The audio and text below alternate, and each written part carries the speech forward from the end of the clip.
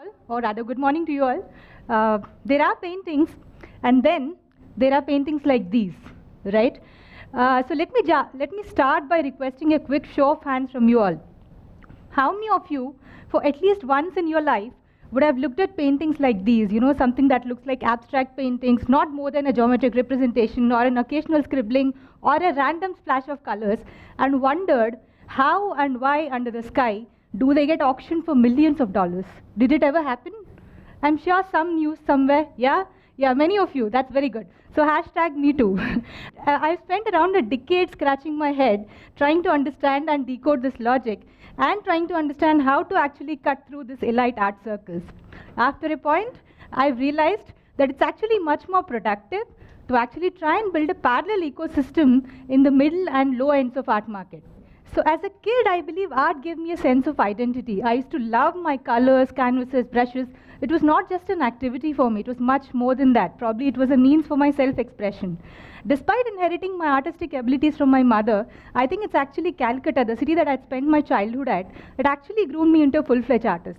I remember I had explored art from various artists, experimented various mediums, made hundreds of paintings, a few of them are something that you can see here, and practiced freelance arting for a majority of time. I used to love portraiting actually. Oh, let me show you one of my favorite portraits. This is a portrait that I made of Chanda Kochar when she had visited my business school. Oh, there is something unique about this painting though. It's not done in a usual way using brushes. Any guesses? Absolutely, bingo. This is made of thumb impressions. This is actually made of thumb impressions of 800 graduating students at Indian School of Business. So yeah, the point I'm trying to make is I have been crazy at art. You know, I have been madly in love with my art. But despite being in this depth of love with my art, I could not marry it. As a teen, when I'd come to an age and stage to make serious career choices, I had drifted towards mainstream academics over a career in arts. I realized that art in India is increasingly perceived as an elitist phenomenon. At that point in time, the kind of maturity that I had as a teen and the vulnerability in my emotions had been severely biased by the perceptions that existed in the society around me. A few of them that I think are still relevant today.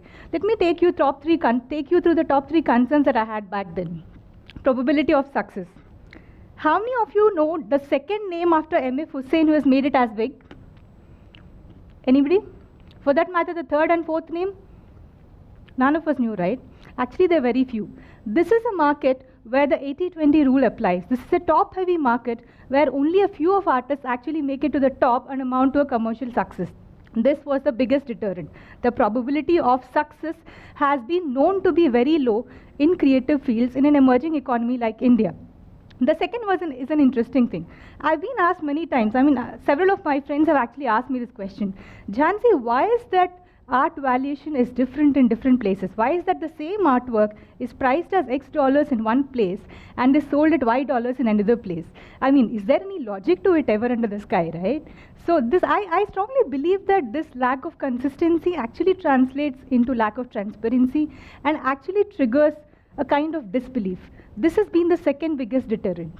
And the third one is actually more interesting, the science component of art. I mean, time and again I've heard about this opinion, right? Art is essentially a tourist with emotions. It neither requires nor inspires our intellectual rigor. You know, it's just a painting on the wall. What business potential does it ever have? This is the kind of third opinion that I've increasingly heard from the society around me. I think these were the factors that would have biased me as a teen, and I still think all of these are relevant even today. Over the next few years, I traveled across India as a part of my work and education, and I've realized that this is not just a story of mine. This is a story of several thousands, if not less than that. Interestingly, something happened in the year of 2009. A movie called Three Idiots was released, and my favorite actor, Amir Khan, spoke out and out about having courage to follow your passion. I still remember I came out of the theater that night, tearing up. I said, I'll do something about this now.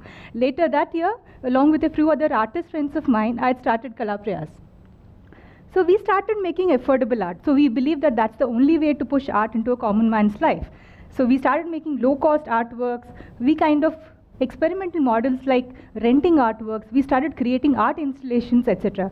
At one point, I remember we had around 100 plus artists in our network, made more than 500 artists and sold 500 artworks and sold them pan-India.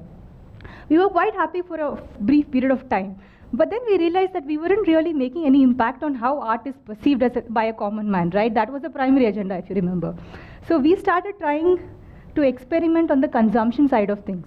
So we thought, why not, we should really change how a common man perceives art. It's not just a painting on the wall, it's much more than that. So we started trying to kind of translate art into a memory. We started trying to translate art into an experience. And the way we thought we should do is by tapping into perceptions. Okay, for that matter, what are the three big important events in a common man's life? Probably getting married, having kids, buying a house. Yeah, these are the three big things. And we decided we'll bundle art into each of these events. We had partnered with photography clubs, wedding planners, event planners, real estate agencies, and we used to bundle artworks into their offerings. So this way we used art to create memories and experiences. This was the kind of impact that we had on the consumption and the demand side. Again, it was all fine for a few years, but when we started reflecting, we realized that the kind of impact that we were making on the bigger art ecosystem is actually minuscule. It's statistically insignificant. Why? Let the numbers speak. I mean, if you quickly see it here, the Indian population actually represents around 17% of the world's population. And the Indian GDP also contributes to around 3% of the world GDP. But the Indian art market, very sadly though, represents only 0.002% of the world market. Very, very minuscule. I mean, just to have a frame of reference, China, very comparable to our country in several other attributes, represents 20% of the world market. That's how minuscule and sad state of affairs that we have in India. After this, we realized that something bigger needs to be done. I mean, something disruptive. We're all in the age of Justin Bieber and GOT, right? Something like what GOT has done to Tyrion Lannister. As radical as that, as disruptive as that has to be done to Indian art market to actually change this scenario. In 2015, I came across this video. This has knocked my worldview out of its alignment. This is released by a European art collective called Skull Mapping. Let me actually play it for you.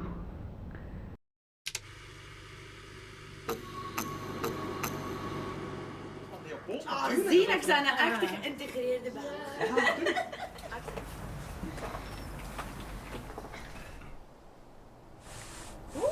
Oh.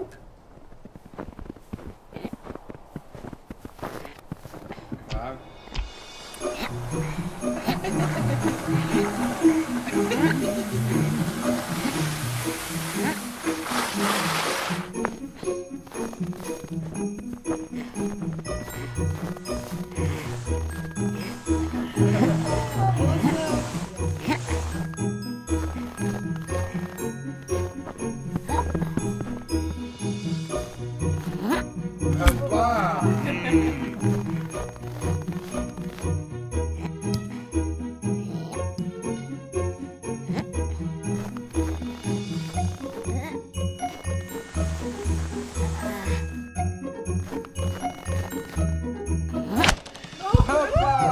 Framboosjes.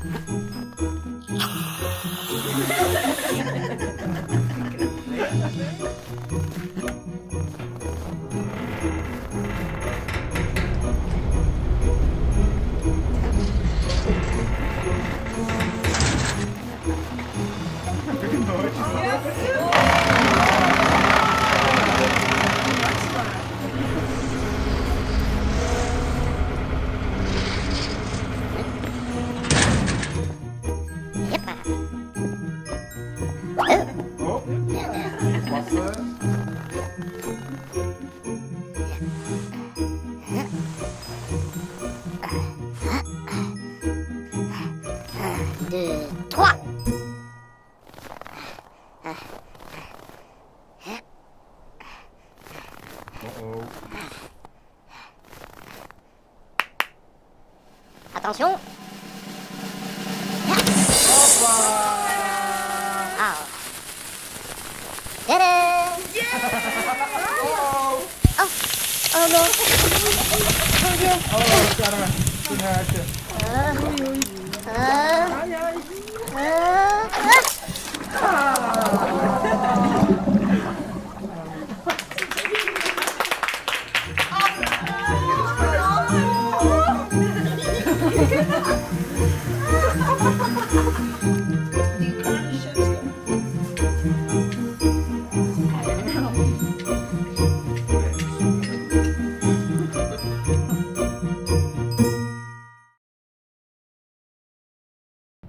Okay, while that's playing, let me give you a context. This is a beautiful example of how art can impact customer experience. This European art collective organization has actually used a technique called 3D mapping, 3D visual mapping, to convert the dining wait time into a very engaging experience. The result was that the creative elements that they've used in this particular video has translated into $1 million business impact. This event has actually triggered our research on how creativity, which is a translatable effect of art, can impact businesses in a broader spectrum. After a few years, we had come up with pilots and demonstrated how creativity can be used to produce business impact. One such example that we had done is creating mixed reality experiences that could actually impact the sentiment analysis capabilities of autistic kids. We could also, to a significant degree, impact the post-trauma recovery period. So we found that creativity and art is having a huge and tremendous business potential in the field of behavioral health. We realized that the same principle can be applied to many other industries. So let me summarize the journey that we've had so far, right? We started thinking that affordable art is the only way to go about it. We thought this is the only way we could push art into a common man's life. But we realized that the impact that it's having is very limiting. That's when we realized we actually have to democratize art, not just make affordable art, right? I mean, that's when we started creating art as an experience and all of that. After that, we realized that the actual broader agenda that we should target is democratizing creativity. This is how we froze on our agenda of democratizing creativity. I mean, I strongly believe that the day we can inspire, demystify, and democratize creativity and demonstrate the superior business value that you can create by leveraging creativity, you will see a tremendous improvement in the growth trajectories. They will have a magical upsurge, like you can see here. Art inspires creativity, creativity inspires innovation. Innovation has the power. Innovation only has the power to create a superior business value and eventually create a multifold output per unit input. I strongly believe that the next few years in the Indian art ecosystem is going to be very interesting, and I feel very privileged to be a part of this journey. Thank you.